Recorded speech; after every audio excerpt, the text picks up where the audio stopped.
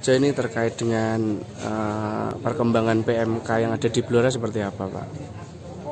Ya, jadi gini, sesuai petugas yang kita bentuk, ini sudah ada hampir 1.700 ekor yang kena PMK ya, atau suspek.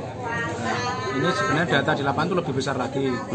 Karena apa? Ini banyak yang tidak terlaporkan. Dan kemarin kita sudah undang di 16 kecamatan, Pak Camat ini kita undang untuk membentuk satgas pelapor. Nah, targetnya nanti per desa. Jadi tiap desa ada pelapor dari desa setempat, kemudian melapor ke petugas kita. Sehingga ada semua data nanti akan tercover. Jadi nanti bisa mendekati realistis real di lapangan, data di lapangan. Untuk yang meninggal sendiri ada berapa, Pak? Meninggal ini juga sama. Ini kalau data tadi sudah tak share. Oh gitu ya. Sudah 5 ekor ini yang oleh petugas kita, Pak. Yang tadi yang di daerah tidak terjangkau oleh petugas kita otomatis belum terlaporkan. Oh gitu. Sementara ya. kematian dari laporan dari masyarakat itu banyak. Makanya kita udah undang kemarin Pak Camat untuk membentuk satgas di tiap desa. Udah terbentuk, Pak? Sudah, insya Allah sudah. Hari ini maksimal besok dari kecamatan sudah melapor petugasnya siapa.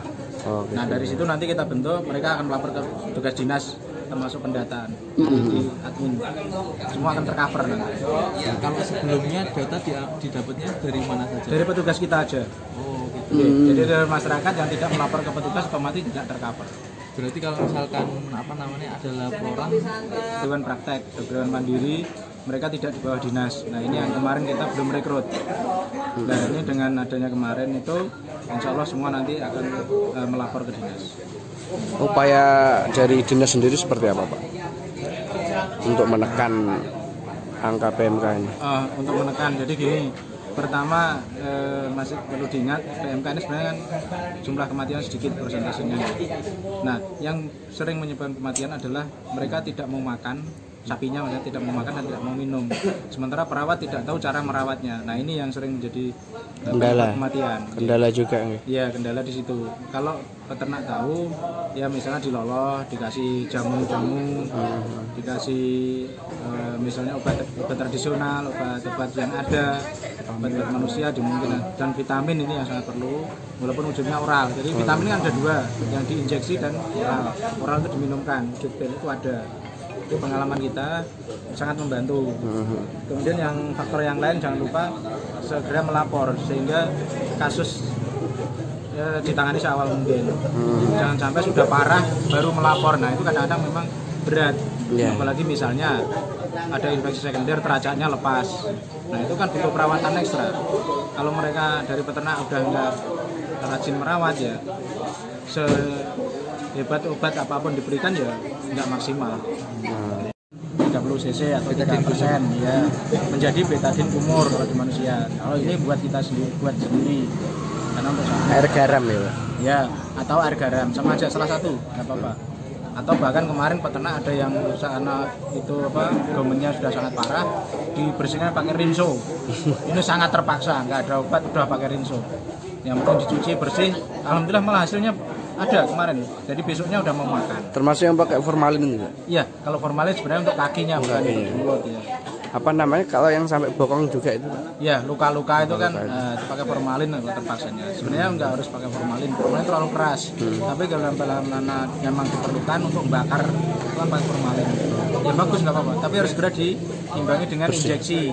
Obat injeksi karena dari dalam dan dari luar kan. Formalin dari luar, injeksi dari dalam. Itu biasanya saling mendukung, hasilnya bagus. Ini sendiri vaksinasi PMK sapi ini seperti apa? Ya, ini vaksin PMK kita berikan untuk sapi-sapi yang sehat. Oh gitu ya. Ya. Yang sakit berarti malah yang belum sakit ya? Kita belum sarankan untuk vaksin karena sudah ada pengobatan. Oh gitu. Ya. Kemudian untuk sapi yang mau dipotong hewan kurban tidak harus divaksin karena sebentar lagi kan juga dipotong mereka.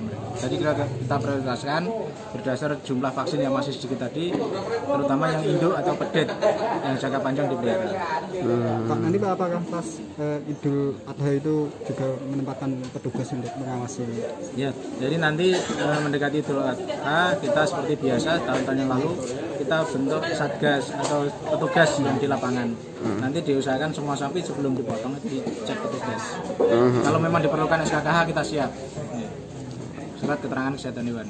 Itu kira-kira akan menerjunkan berapa petugas Pak untuk Jawa Kabupaten mungkin? Kita untuk yang petugas peternakan sendiri, kesuan sendiri mungkin termasuk medis dan paramedis sekitar 120 orang. Tapi bukan tidak mungkin nanti kita melibatkan personel yang lain seperti penyuluh dan sebagainya.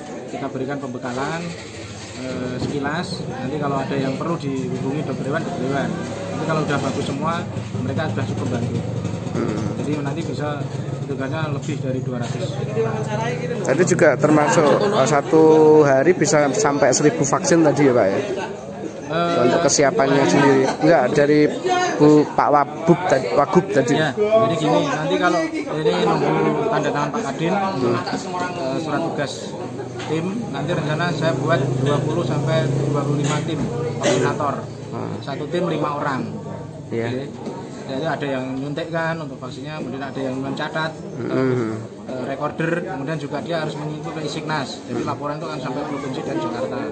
Dan ada yang bantu nempelin, ada yang bantu nyempretin juga, kemudian data. Data ini juga sangat perlu komunikasi KIE dengan masyarakat, dengan punya peternak. Karena apa? Untuk sapi-sapi bunting harus hati-hati. Karena risikonya ini buah si malakama ya. Kalau bunting tidak divaksin, seringnya anaknya juga sering masalah.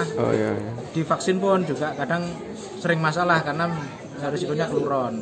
Kalau pengertian masyarakat nggak disilakan dulu, malah nanti jangan-jangan bilangnya divaksin malah jadi keluron kan gitu. Oke, terima kasih. Itu harus door to door. Jadi masyarakat susah untuk membawa sapinya ke lapangan. Apalagi ini musim seperti ini kan malah risiko penularan. Betul. Makanya petugas kita nuwun sewu begitu pindah rumah mereka disemprot lagi minimal sepatu dan sebagainya, syukur APD-nya bisa disemproti untuk mencegah penularan. Program hari ini vaksin khusus sapi sehat gitu nih.